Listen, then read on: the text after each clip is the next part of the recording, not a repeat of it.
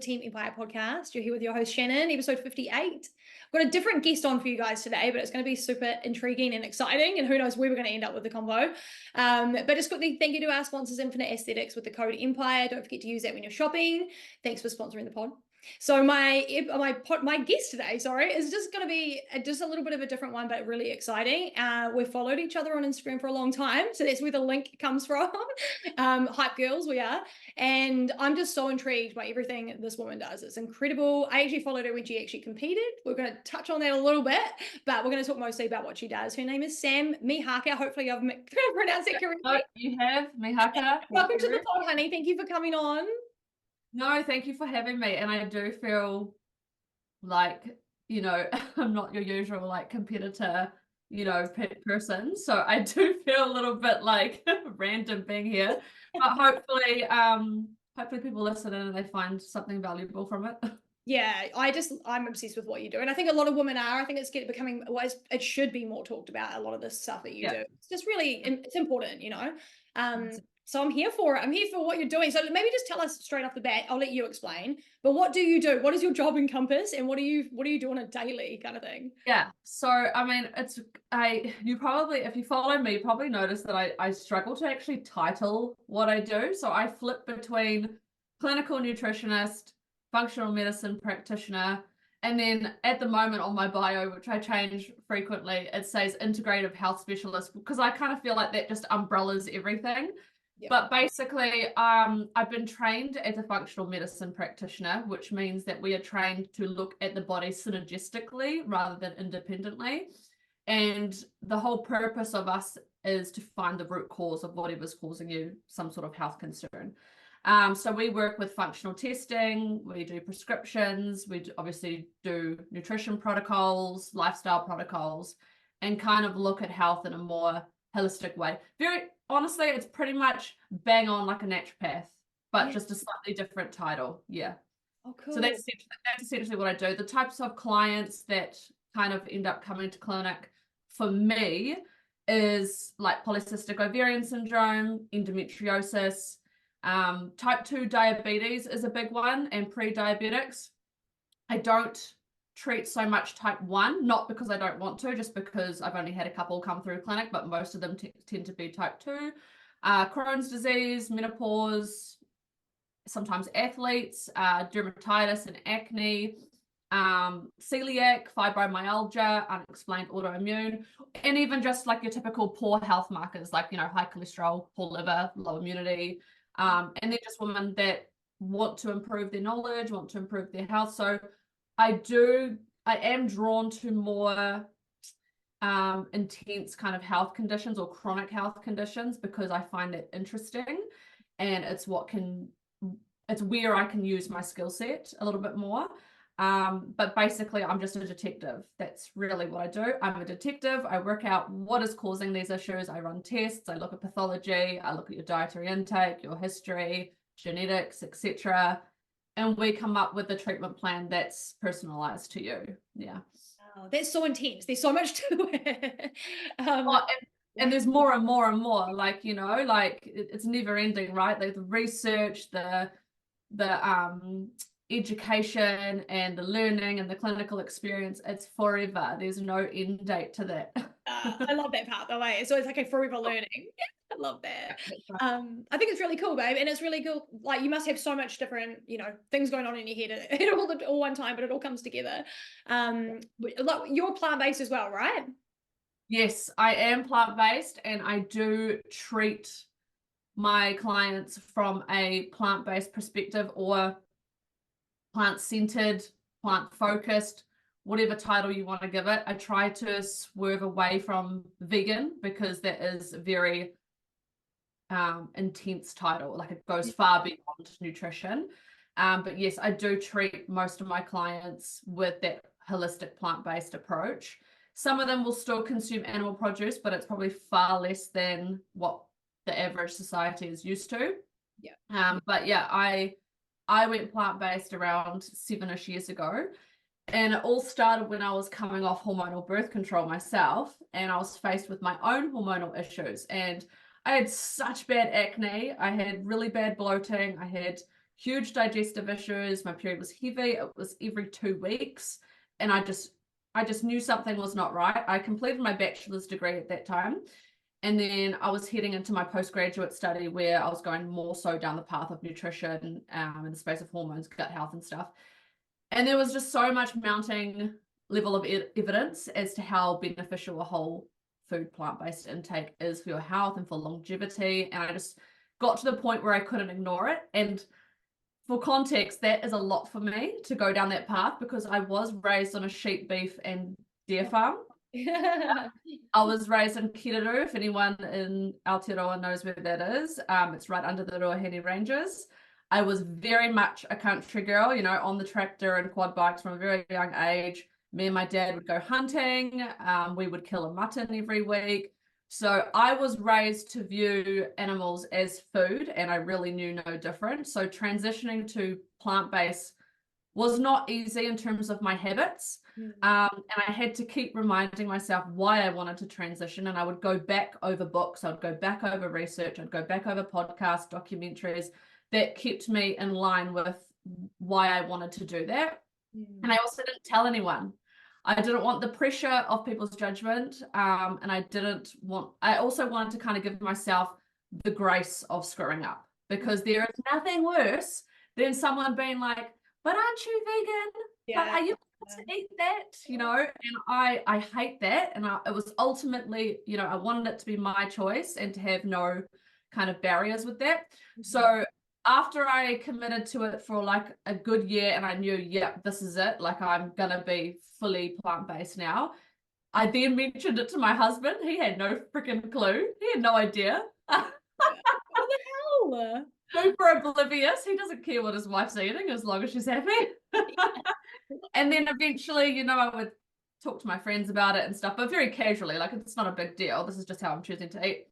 But then as time went on, my relationship with food ended up growing really, really strong, because I started shifting from like the health benefits of a whole food plant-based diet and more towards the environmental effects. And even when my food choices were not as nutritionally sound, as we all do, we're all human, I knew that my food choices were still benefiting the environment, and feeling like my food choices were impacting something bigger than myself absolutely reframed my relationship with food. And then eventually down the track, I did start seeing animals differently, not in the huge sense of like what you would see veganism's like it's not like the huge empathy and love and care and obsessiveness with animals that some vegans have, but I really grew a strong appreciation for all living beings. I no longer, like I honestly couldn't go back. Like it would make me feel physically ill.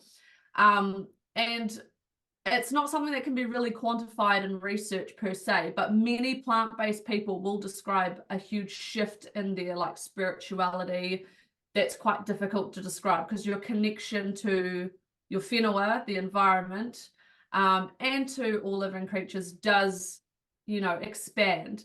And unfortunately, as humans, we're not really wired to prioritize the long-term health of the planet over the immediate pleasures that we derive from our foods. You know, we eat 3 to 4 times a day, and we're here to eat for enjoyment. We're not here to, you know, think about the effects 100 years plus, you know. So for me, yeah, it just amplified me as a whole person and improved my health. So I utilize plant-based or plant-centered nutrition in my practice, but by no means do I judge any human being that chooses to indulge in animal produce. However, if you do work with me, you will be consuming less than you're probably used to. Yeah, it all ties in, doesn't it? And has it got easier over that 7 years to be plant-based? Because obviously times are changing. Has it become easier? Absolutely. The biggest one that most of my clients also have is just not knowing how to cook. Yeah. Like you'd be surprised. Women today don't know how to cook. And I really didn't. And it takes time, but I think like it's such a huge process to our digestion, being able to cook, like smelling food, feeling the textures, chopping the foods, you know, like as you probably already know, but like chopping up, you know, your potatoes and leaving them to sit promotes beautiful prebiotics and enzymes that help benefit the gut microbiome. Chopping up your broccoli helps, you know, with sulforaphane absorption and stuff like that. So like just the cooking process is such a misstep in our world filled with convenience, you know. It is for sure. So learning how to cook is a key part in probably most of my clients' health regimes, really, and it makes a huge difference to your relationship with food too. Yeah, actually nourishing yourself instead of just like, I'll just buy it and demolish it, and then there's no process in there at all, or like no care, you know, it's weird, right? Yeah. It's so funny how instant we are and how selfish we are as humans. It's quite overwhelming when you actually think about it. Let's talk about gut health for a second, because we're on that topic, I suppose, but it's really underrated. I'm hugely gut focused because my gut is, you know, just, I'm one of those people. So I'm that girl. You know what I mean? Is it like, how do we like keep our gut health in check? Is it nutrition? Is it a whole bunch of different things? Just generally gut health? Like, how do we generally take care of it? And if obviously if we have more problems, we come to see someone like you, but just for everyday sort of care, you know? Well, what I see in general is too many medications. Okay. You know, someone with a history of ongoing antibiotics, especially if you are someone who has a heavy meat intake, you've got to remember that they pump antibiotics into meat as well, which means that we are in an epidemic for antibiotic resistance. So if you're someone that has a lot of antibiotics in your health history, and maybe as an adult, you're like, no, I don't. But did you as a child? Did you as a teenager? Because that can completely shift your microbiome and the rate at which your gut can work. And it lowers immunity, because every time you have antibiotics, it obviously kills off many beneficial bacteria. We also see far too many antihistamines. People taking so much antihistamines, hormonal birth control, as you would know, regular Panadol use. People take Panadol, pop it all the time. Anxiety medication, antidepressants, which are very common in our society. All of these completely change the flora of your gut microbiome. And then on top of that, we're not consuming enough diversity in plants. We're not consuming enough fiber. You know, the average New Zealander is having around, I think the average is 15 grams. So that means half of the population is having less than that, and half is having probably a little bit more. But we know that to avoid disease and to really have that microbiome thrive, you actually should be having on the upper end of 30, 40, 50 grams of fiber a day. Yeah, a lot of fiber. So, you know, we've got women doing excessive dieting and huge dietary restrictions. We've all been there. We've all been, what was the saying? Nothing tastes as good as skinny feels. Yeah. We've all been there, where we, you know, restrict ourselves hugely. And one thing to remember is that our bacteria in our gut it's alive. So think of it like it's pets. It needs to eat, and it eats whatever you choose to give it. So every single mouthful that you take, you're actually making the decision to either feed your bad bacteria or feed your good bacteria. And our bad bacteria, to note, love refined sugar. They love it. So in some cases, your microbiome can hugely contribute to actually your cravings. So if you have a population of a little bit more bad bacteria, it can influence the cravings, because they want to survive and they don't care about their host. That's all we are to them. We're a host. So if we're restricting and dieting to an excessive amount and eliminating fiber and diversity of plants, usually we know when we diet and restrict calories, we look for foods that are highly palatable, that aren't so necessarily nourishing. So, you know, you're looking at your low calorie, low sugar, you know, those kind of foods. But we're actually starving our good bacteria in the process of doing that. And when we starve strains of good bacteria, they will die and they do not come back. And the same goes with antibiotics as well. They're going to kill off many strains of good bacteria, and it's going to reduce your immunity later in life. So people who have had a long history of dieting, we see this a lot in obviously patients that have come back from eating disorders, or a long history of antibiotic use. This is going to tend to cause gastrointestinal issues, along with things like a long history of surgery as well, that can really play a part. And then on top of that, you've got your lifestyle. You know, we are a community that is sleep deprived. We are lonely. Despite social media, we are lonely.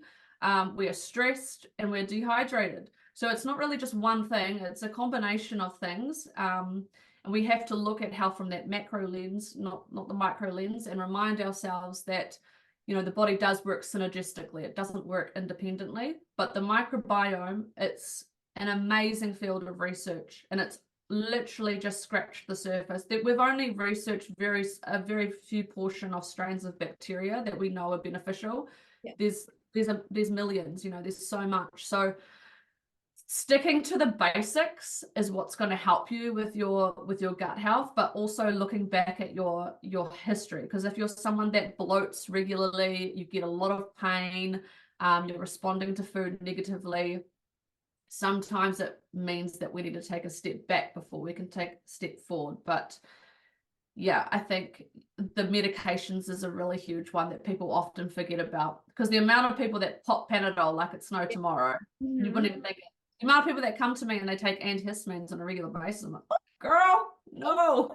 Yeah, I know, I'm one of those, but I have bad, fucking terrible allergies for so much stuff. So I have to do this, you know, but sometimes. That's really interesting because, and you've got gut health issues too. Sometimes, yeah, sometimes. So that's when you see antihistamines, I was like, fuck, there is a line there, isn't there? Damn it. But the thing as well to remember with like histamine, that's another beautiful part of research that's ongoing as well. But one thing to remember with that is that high estrogen feeds histamine, and histamine feeds high estrogen. Yes. So if you're so you know, you might actually benefit from just reducing your histamine load. And when I do this with my clients, I never, like, if you Google foods with histamine in it, it's going to come up with things like tomatoes, avocados, like some good foods as well. And I always say to my clients, look, you're not going to binge eat tomatoes. You're not going to binge eat avocados. Like, we're okay. You can have those in your diet. They are nourishing. But remove the foods that is easy to overconsume, that is really high in histamine, like cheeses. Who's had a cheese platter in front of them and can't stop it? You know what I mean? Yeah. And animal produce as well. So like high levels of meat and stuff like that has those high levels of histamine could probably benefit you. But obviously there's more to it than that. But that's just something interesting. See, yep, you just get me talking. Before you know it, we're going to have a consult. I'm here for it. I'm taking notes. I love it. If someone's gut health is off, is it usually like it's mostly digestion and bloating? Like, what's the general symptom? Because your gut's linked to everything, isn't it? So what's your linked to everything? Like, yeah, it is hard because for some people it can be hugely lifestyle related. Like, some people are just, their stress levels are just so unmanageable, and it can cause a lot of gut distress, and it can make it feel like you're intolerant to so many different types of food, but it's actually the fact that you're just highly stressed and the blood is moving away from your gut and your digestion's impaired. But then, you know, the role in which hormones play as well. If you've got a down-regulated thyroid, it's going to mean that the transition time of digestion is slowed down, and that can cause bloating and discomfort. There's so many different facets that can contribute to it. It's honestly, it's never just one thing. Yeah. But I mean, if you are sticking to your basics, if you are getting your 8 hours sleep, if you're drinking your 2 to 4 liters a day, if you are eating a huge diversity in plants, you've got good fiber, if you're doing all those things, managing stress, and you're still having issues, you need to get it checked. Yeah, for sure. Go get that second opinion. Stop looking at Instagram for answers. They might not be there. They might, you know, it's more personal. Yes. Yeah. Let's jump into PCOS. This is huge because I'm a coach for women, and obviously I dive into their health, and it's just become more and more and more. Like, I've been training women for 5 years, and it's just been every year there's a whole bunch. Now we've got a fucking group chat for girls with PCOS, because it's just like, it's just so common, right? So can you dive into a little bit about that for us if you can? Just like, why is it more common now? Is there, like, how do you generally manage it on a day-to-day, and should people go and see someone like yourself if they are experiencing this trouble? Yeah. So polycystic ovarian syndrome, first and foremost, it is a syndrome. So it's not like endometriosis where that is a disease. It's with them for life. Get a hysterectomy, you're still going to have it, you know. Endometriosis is a lifelong disease. So polycystic ovarian syndrome, it's like IBS. It's like chronic fatigue syndrome or premenstrual tension syndrome. None of these syndromes has a single medication or surgical procedure that is going to relieve those symptoms, because for each patient, the root cause is going to be so dramatically different. So for example, say one client's chronic fatigue syndrome, it could be due to mold toxicity or Lyme disease or Hashimoto's thyroiditis. Another could be due to an inadequate intake of vitamins and minerals, or another could be like a parasite infection or adrenal burnout or just poor nutrition. So that's the same as polycystic ovarian syndrome. It's that in its name. It describes just the symptom. So the symptom being the cyst-like appearance of the ovaries, while other symptoms can include irregular periods, sometimes high testosterone or androgens, which can produce things like acne, unwanted hair growth, or hair loss. But likewise, the root cause of polycystic ovarian syndrome can be completely different from patient to patient. So for one woman, it could be chronically high insulin due to a combination of genetics and not eating enough food that suits her genetic makeup. And for another woman, it could be that she's just come off hormonal birth control, which can actually onset polycystic ovarian syndrome. So when you have PCOS, what's on your ovaries isn't actually cysts. So it's follicles or like baby eggs that don't hatch or ovulate. So instead, they keep growing and they form like a fluid-like sac, and it looks like a cyst. So about 25% of all women will have these cysts. We see it a lot in teenagers as well, because they don't ovulate regularly yet, which is quite normal for teenagers.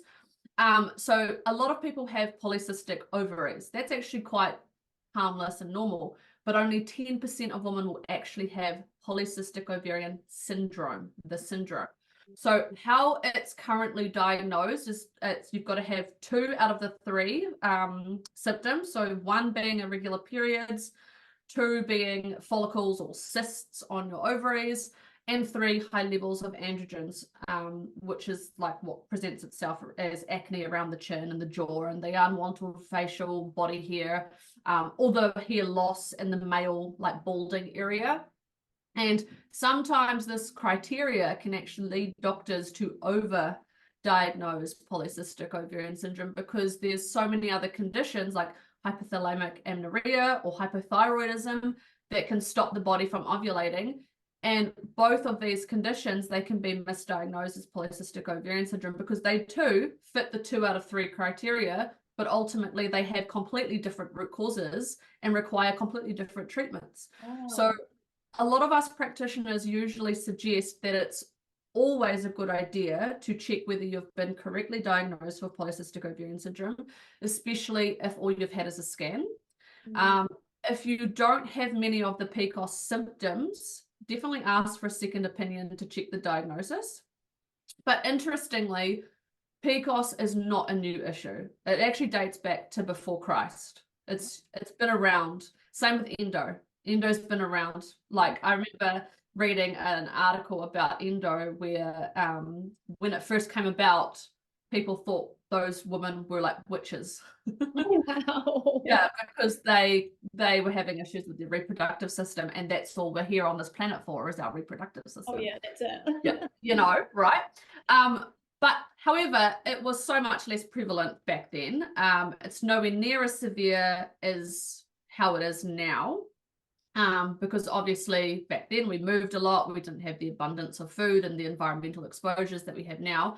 But in the last 60 years, PCOS has, you know, it's exacerbated in its symptoms and its form. So unlike endometriosis, which is highly, highly genetic, PCOS is much more about the difference in our environment and our lifestyle and nutrition choices. So, and as you know, our environments have changed a lot, not just in food, but we also live in a very hyper-stressed world, you know, which has become dramatically increased for women in the past 60 years because we've entered the workforce, you know, and while getting to work outside of our home, that's an incredible achievement for women. But what we are seeing is that we're not in that position where we can share the workload equally at home, especially the mental load, the remembering of all the things, you know. So we're sleeping less, we're moving less, we're sitting more, we're hyper stressed. So when it comes to treating the root cause, we have to go with the biological uniqueness of each individual woman, which is why you'll find that for some, a low carbohydrate diet is going to work well for polycystic ovarian syndrome, and others it's going to make them feel like shit. Okay. And then a certain supplement could be life-changing for someone with PCOS, and then it could give someone else headaches and make their cycles longer. So very, very unique. But the type of food you eat, the exercise you do, the supplements that you take, you know, they all have specific actions on the body. Similar to a pharmaceutical drug, you need to know what you're treating to pick up the right medication for that. So when we're looking at root causes of polycystic ovarian syndrome, we usually address the 4 culprits, which is insulin resistance, stress or adrenals, hormonal birth control, and hypothyroidism. But ultimately, some basic nutrition advice is really, again, the usual, the stock standard. High fiber, low stress, sleep, you know, I sound like a broken record, but it's true. But some other like really key factors is things like buckwheat. Buckwheat is it's actually a seed, not a grain, and it's amazing for insulin resistance. Cinnamon, which many people know about as well, great for blood sugar. Omega-3s, we should be, if you've got polycystic ovarian syndrome, you should be consuming your omegas like, you know, at least 3 times a week, a good meal of good omegas to assist inflammation levels. Adding 2 tablespoons of flax seeds is really great. That can actually help to lengthen your luteal phase, help to improve ovulation and reduce testosterone levels.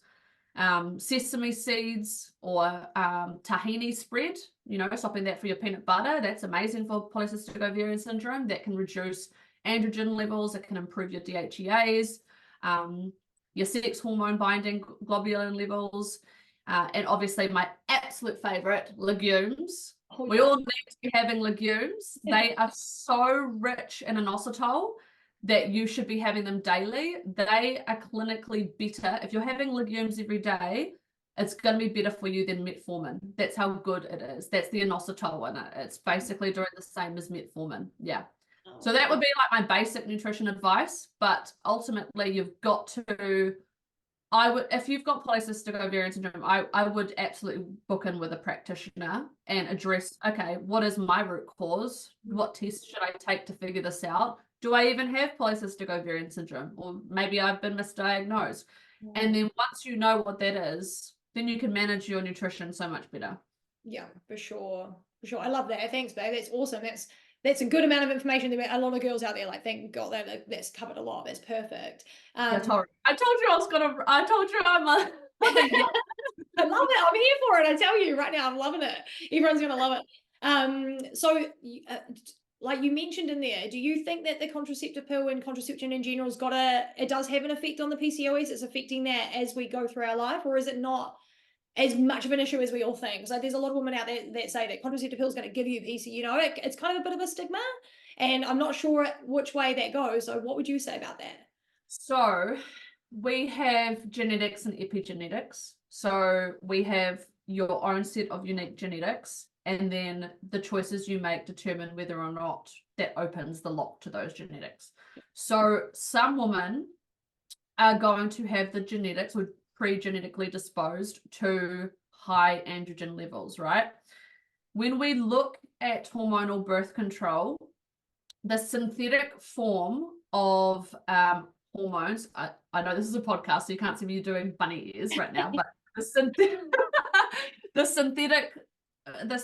hormones that they've put in there to replicate your estrogen and your progesterone, when we look at the progesterone synthetic form, it's actually more bioidentical to testosterone.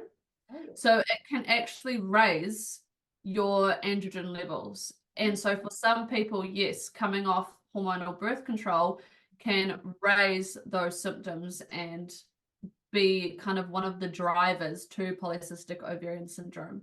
In my clinical experience, if your root cause is hormonal birth control, I actually find that one of the easiest ones to treat.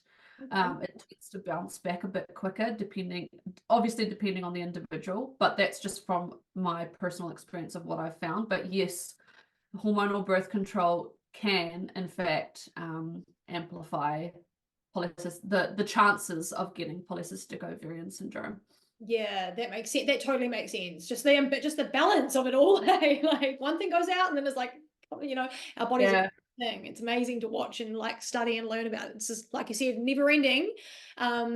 Well, like I think you've already mentioned this, but I'm just going to ask you anyway in case there's anything else you might have missed. But what are some things us women can do on the everyday to look after our hormonal health? So would that still be the sleep and the food and stuff like that, do you think? Or is there anything that we might have missed? Oh, absolutely. And like just committing to those basics, the stuff like eat your nuts, eat your seeds, eat your whole grains, eat your veggies, fruits, stress management, sleep, start with the basics. And then, if you're still experiencing symptoms after having those basics met, then you need to book in with a practitioner and get that specialized advice. But also learn, like the amount of women that don't know anything about their menstrual cycle, get familiar with it. And sorry to just plug this in, but my Hormone University course is freaking amazing for that. If you can learn everything, endo, PCOS, hypothyroidism, everything you possibly need to know as a woman is in that course. And ultimately, when you feel like your own physiological kind of ways that our body works, the behaviors that you have to protect that are going to be that much more amplified because you get it, you understand it. Unfortunately, women, we're not taught these things, which in my opinion sucks, because I've spent the last 12 years studying, learning about the female body, and I shouldn't have had to study that long. I really shouldn't have, like we should know this stuff. Yeah. 100%. So learn, educate yourself. Yeah, that would be probably my first thing that I would suggest. I like that. I think women think that it's like such a deep pool of just like, oh, I'm not going to be able to understand it or whatever. But it's like, you can, and like you said, you can do like a course like from yourself, which is in more women's terms. It's not textbook, it's like it's people in a real world. I love that.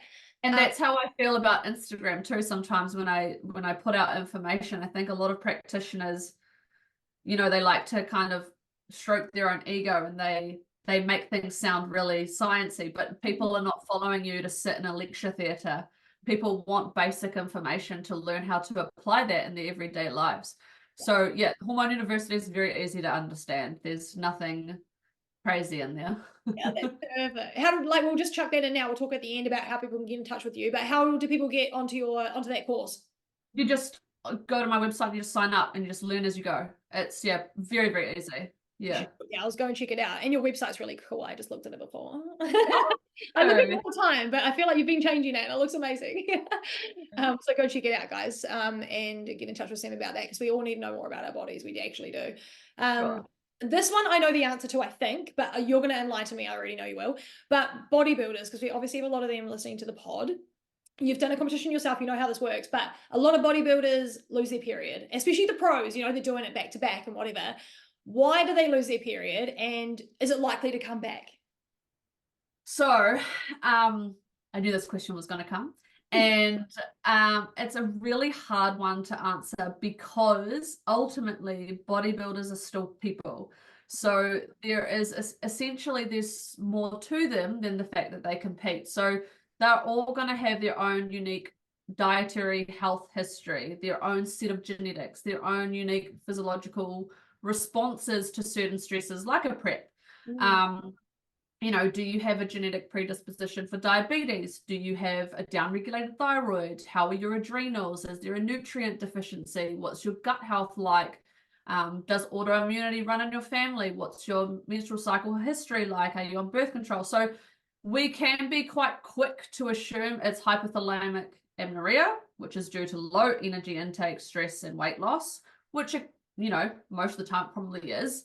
But in reality, you would probably need to do a deep dive to ensure whether it's not something more serious. Although actually, scratch that, hypothalamic amenorrhea is still very serious. You should not be losing your period. We should be ovulating as many times. The more times you ovulate, the longer you live. I'll just plug that in there. But yeah, so it would really depend. It would really depend on so many other factors other than just bodybuilding. but people respond to stress in different ways. And also every prep is quite different. You know, like some people go through grief during a prep. They might break up with their partner. Like things happen as well. Life happens that can amplify the level of stress that their body is already undertaking. So yeah, very, very unique from person to person. And in terms of it coming back, you won't know. Like I've worked with quite a few women who have come out of a prep, and some it's within a couple of months, some it can take like a good year. So their treatments as to how to regain it is going to determine based on what was it that made it lose in the first place, which sometimes actually isn't prep. Sometimes it could be something else. Prep can also be like a trigger. It can be a trigger for maybe another response, a trigger for an autoimmune, a trigger for gastrointestinal issues. You know, like it can be a trigger to something else. So it's important to deep dive into all of that before actually knowing why has it left the building, you know? True. And if you do lose it, maybe instead of assuming that it's just from low energy, like maybe just dive a little deeper. Totally. And I would say if you lose it for one cycle, I would say don't stress yourself out. Like just be like, because sometimes stressing about it can actually make it worse. But don't think, because that can sometimes happen in healthy people. Just you might have a non-ovulatory month, you know. But if it's happening for 2 cycles or even 3, nah, get it checked, get that looked at straight away. Yeah. It's not something to muck around with too much. Hey, it's like people cut it off really easy, and it's like, oh god, maybe not. Like, totally. Be careful. We have to talk about your competing journey. We have to, because I watched it, and because it was how long ago was it? Like, maybe tell us what comp you did, when it was, and how. Did you enjoy it? Did you have fun? Yeah, I definitely enjoyed it. So I did the WBFF show in 2022. It was the year I was turning 30. And I'm a real busy girl, you know. At that point in time, I was teaching full time, doing my master's full time, raising 3 kids, plus clinic. Also was doing clinic full time. So I'm a busy girl, and I've always been a very productive person. And I, for the first time in my entire life, met my match. Like I was so busy. I really didn't know how much time it takes to prep.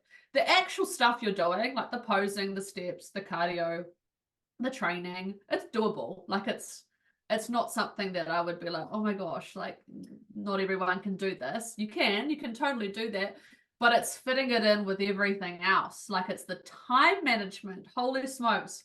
And it's probably not just bodybuilding that's like that, eh? Like, you know, if you're going to be an ultra marathon runner or a triathlete, you've got to dedicate a good 2-3 hours a day to your training and then your recovery, etc. So, you know, like any athlete sport, I suppose it takes a lot of time. But for me, something had to give in terms of all my time management. I couldn't obviously stop teaching at that time. I couldn't just stop doing my clients. And my masters had to be like I had already paid for specific papers, so they had to be done. So unfortunately, the year of 2022, sorry, bad mum, my family took such a back step. You know, I missed so many sport games. My husband actually, the day before, sorry husband for saying this, the day before the comp day actually cried and was like, I can't wait to have my wife back. Yeah, it was actually quite a difficult time in terms of our family dynamic. And my husband will support me through. If I put my foot down and I said to him, look, this is me. I want to be a pro athlete. I want to do all the things. He would absolutely support me, but probably at the detriment to his own happiness and to what our family needs at this point in time, because my family do rely on me. So it taught me a lot. It taught me what things are really important to me in my life. It taught me how to train. Girlfriend, I thought I trained hard. I thought my body was banging. No. Here's another No. level. Oh, it leveled up my training like no other, and it really showcased how much effort you really need to put in to change the way your body looks. Like, you can't just go in and just mindlessly throw some tin around. You actually have to be very intentional with every single training, an RPE of a good like 8+ every single training, you know. So it taught me that. It taught me that in the sense of training. The day I enjoyed the whole thing though, like, don't get me wrong, I enjoyed the whole thing, but I definitely know that I'm not competitive when I got to stage. And you know what's so funny is that everyone was telling me, oh, you know, it's the filters, it's the angles, it's the girls online, you know, when you get there, they're not that, you know, they're not as great as they look online. Whatever. I got there and my jaw was to the ground. I was like, these girls are insane. Way better in real life than I could ever imagine. I was like a teenage boy walking around there like, wow, some hot Sheilas up in here. So I found that really motivating and inspiring though, but also I just feel happy with being amateur because I know how much it takes to get to that pro level, and I don't have the lifestyle to do that, and I'm okay with that. I'll support everyone else doing it. Yeah, it's a compromise, man. Like, it's really, like you said, you have to give up something, and it's like not everyone can do that. It's not possible. Yeah. But then some people have the lifestyles for it. Some people work from home. They can get a lot done in 3 hours, and they've got a good chunk of the day to do it. Some people have maybe husbands that also compete, and they get it, and they're ready to pick up that slack when you're MIA, you know? Like, some people have built their life around being able to be an athlete. I have not. I threw that on my husband and kids, like, you know, I threw it on them out of nowhere. And it just doesn't fit with our lifestyle, and that is absolutely okay. And that's not to say, like, never say never. Who knows? I might rip it off like a band-aid and be, I don't know, a 50-year-old up there. Who knows? Yeah. But for now, yeah, it does not fit our lifestyle at all. My son, actually, my youngest son, he said to me in the year of 2022, and this is when everything came crashing down. He said to me, I can't wait for Christmas Day. And I said, oh, why is that? What's happening on Christmas Day? Are you getting like a toy or something that you haven't told me about? And he goes, because you won't be working. Oh. And I was like, holy hell, Sam, come on. So yeah, there were some realizations in that sense. And honestly, after the competing was done, I watched so many girls who were probably like me, like they wanted to try it, but it might not necessarily be for them, which happens. And I watched so many girls plummet afterwards, go into depression, you know, eating disorders, all of those things that some girls can get from it. I left so happy. I love my life. I have such a good relationship with food, such a good relationship with my body, that I was like happy as Larry. My reverse was fine. I was happy to gain weight. I didn't mind. I actually loved myself with more weight. So yeah, that's it for me. I probably won't, but never say never. If I turn around and eventually I'm doing it when the kids are older, well, yeah, there you go. Who knows? One of the kids might be into it. Totally. That's right. Yeah. Absolutely. Yeah. Let's talk about vitamins and supplements just for a second, because they are shoved down people's throats like crazy, of course, as they are. And then there's the ones that are really, really good that people probably should take. But is there, I know it's really general because people are so different, but is there anything that you're like, people should really be taking some of that because we are low in it, you know, or maybe we don't eat it enough, or are fiber supplements as good as fiber food, you know, things like that? Like, what kind of supplements are the best on the market, when you reckon, kind of thing? Well, it's funny because I was having a conversation with a good friend the other day, and she's postpartum, and she was so overwhelmed with the amount of vitamins that you have access to. And I had to remind her, if you Google every single vitamin, every single mineral, every single supplement, of course it's going to be like, oh my God, I need that. Yeah. You know, like they're all like, all vitamins are good for you. All nutrients are good for you. You know, and all supplements are going to sell you the dream. Nothing, first and foremost, nothing competes with food. Like you cannot replace it with food.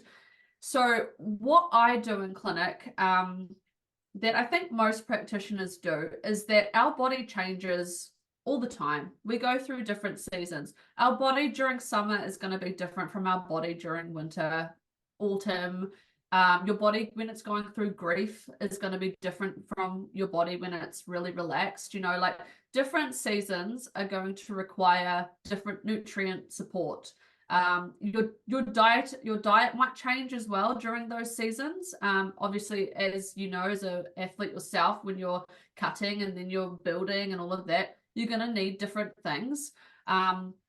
So what I do is I do 3 to 6 monthly stints with clients, and we work out what does your body need support with right now. And that could look like magnesium and zinc. That could look like a pre and probiotic. That could look like a B vitamin or liver support, you know, depending on a variety of factors. Then we relook at that in 3 months' time. Okay, things are going well. Your environment hasn't changed that much. Let's do another round of that. And then 6 months' time, they might be going through something completely different. They might be in a deficit. They might have lost their father recently. They might have lost their job. Like, you know, things change and it causes a ripple effect in your body.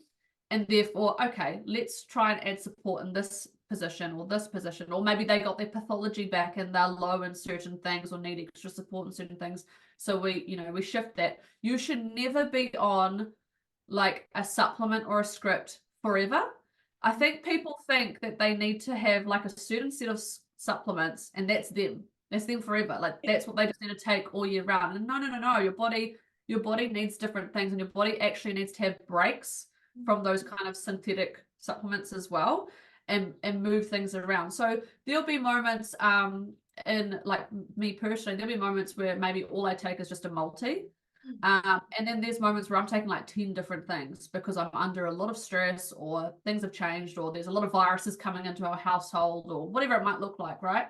So I think if you have like a practitioner, and almost all practitioners, as far as I'm aware of, offer mini consults. So if you don't feel aligned with me, go to one that you do feel aligned with and book in for just a mini consult, which is usually like what, $30 to $40, same as a GP visit, and they can prescribe you practitioner grade scripts that are far better than over the counter, because over the counter is not regulated.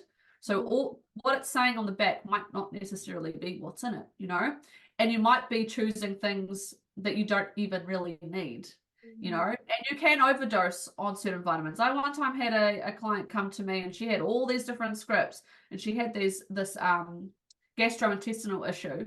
Girlfriend, she was so overdosing on vitamin A. Of course that's going to cause that, you know. So yeah, speak with a specialized practitioner. There is no one set of scripts. I know a lot of coaches do that. Like when you sign up with a coach, they have like a set of like supplements they recommend you take. Well, this is what I've seen with coaches. Yeah. But I would recommend to go and go and get yourself checked as to what you need right here, right now, and how that's going to support your health, your goals, etc. And then revisit that. How did they react with you?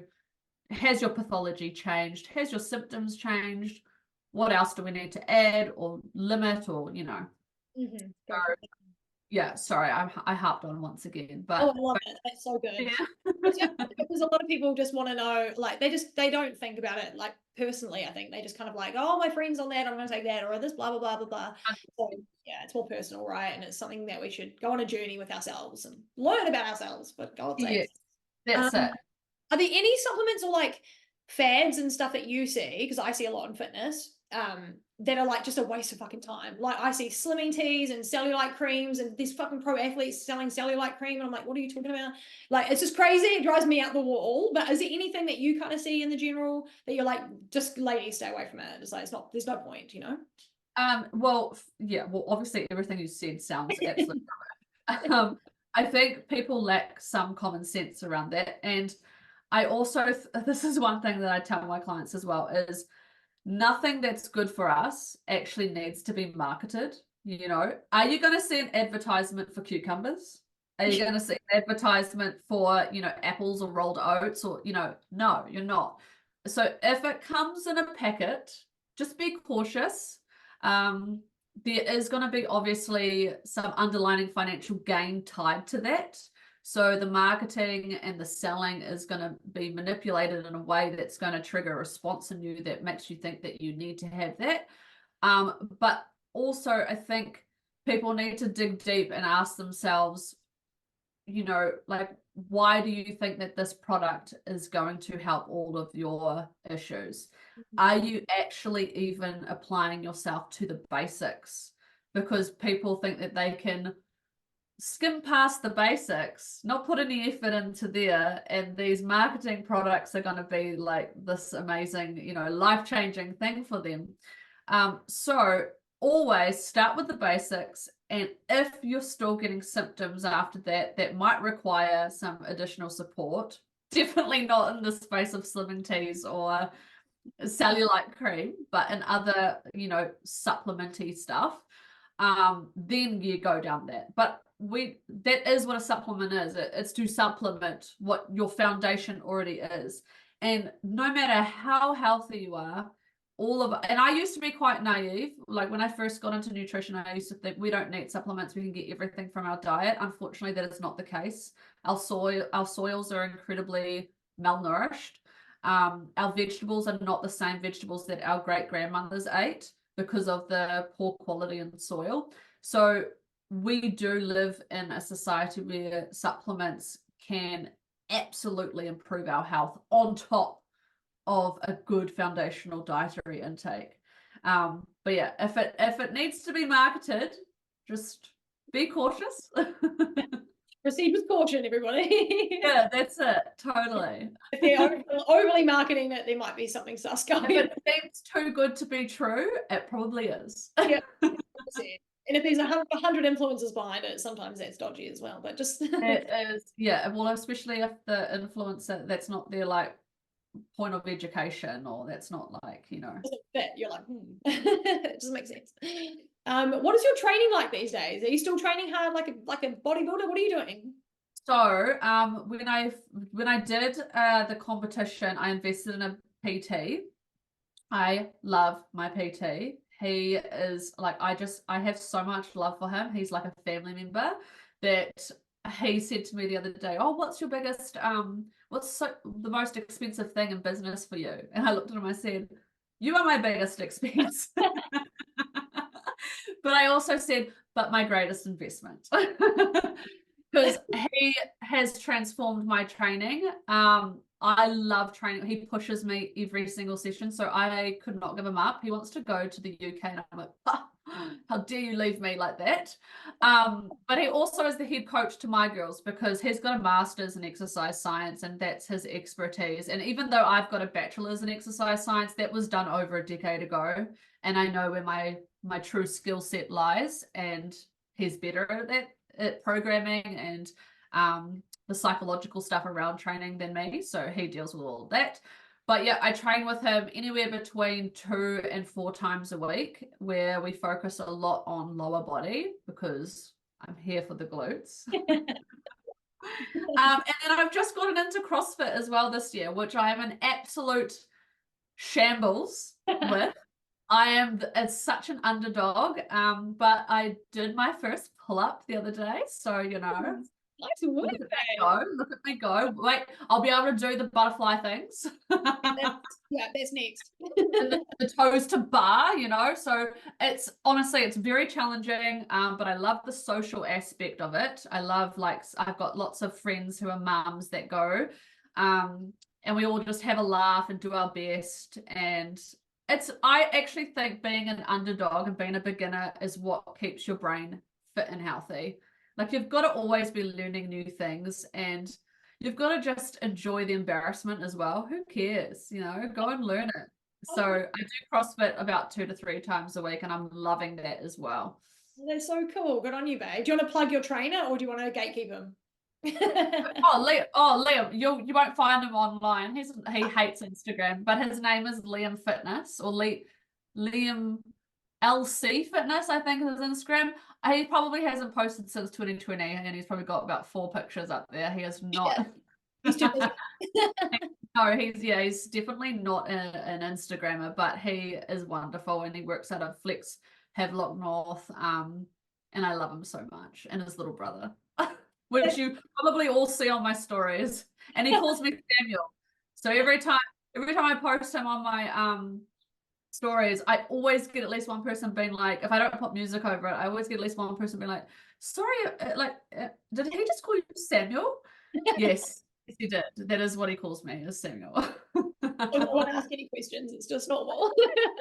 I don't know how it started, but he calls me Samuel. And Flex Havelock North is the best Flex, everyone. I love it.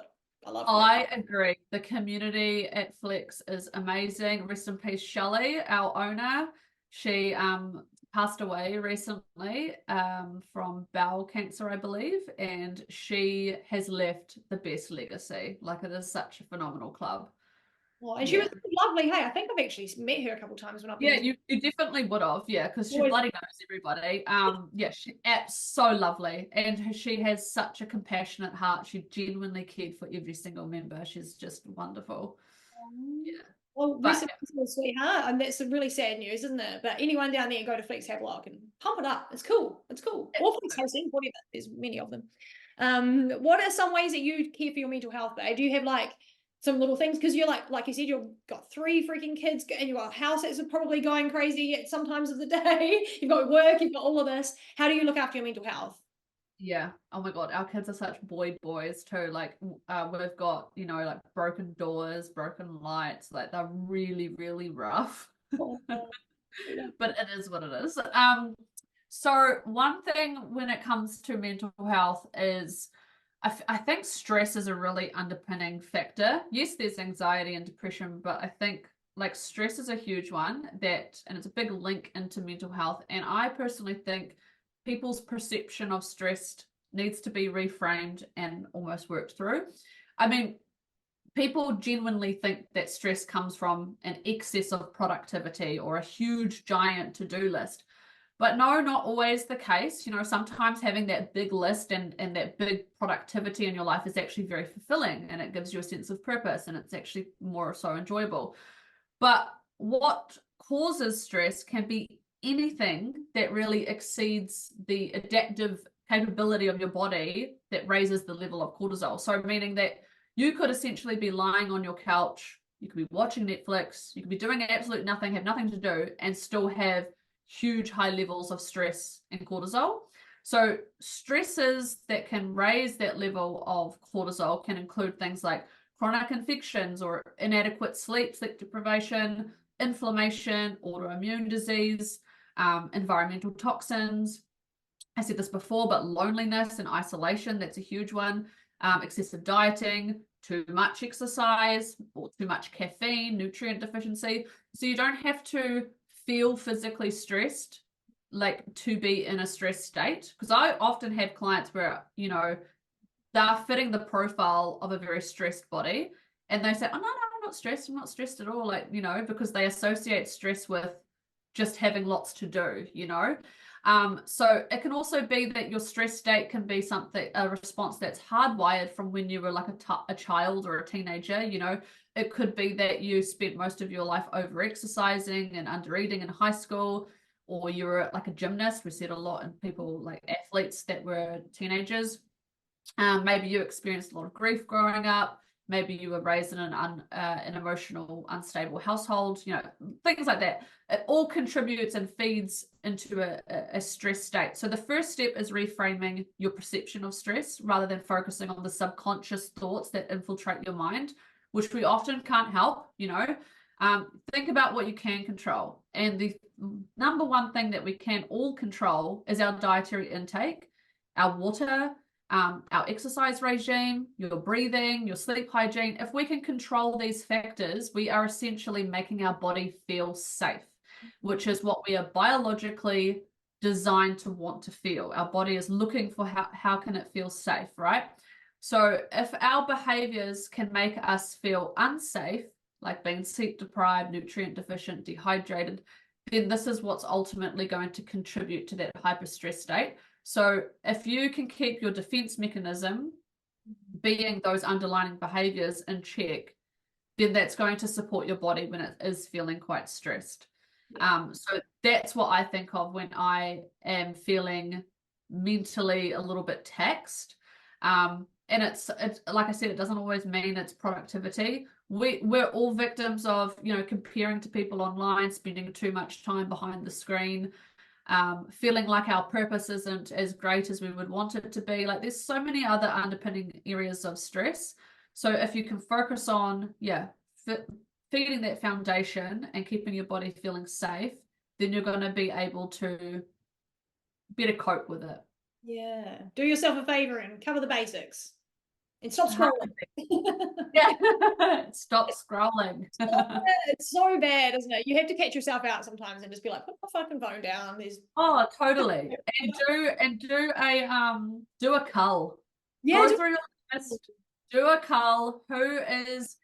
Because your brain is a muscle and you need to nourish it and feed it just as much as your body. And if you are feeding in things that don't make you feel good, then cull.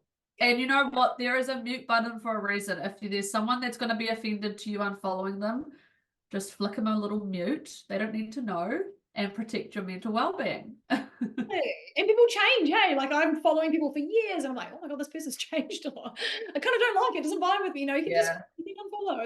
I think our generation, because you're roughly the same age as me, I believe. I think we've grown up online, really, haven't we? Not as much as the teenagers are, but that's one thing that I keep in mind as well, is that we're essentially watching, like, the people in their 20s, we're watching them grow up.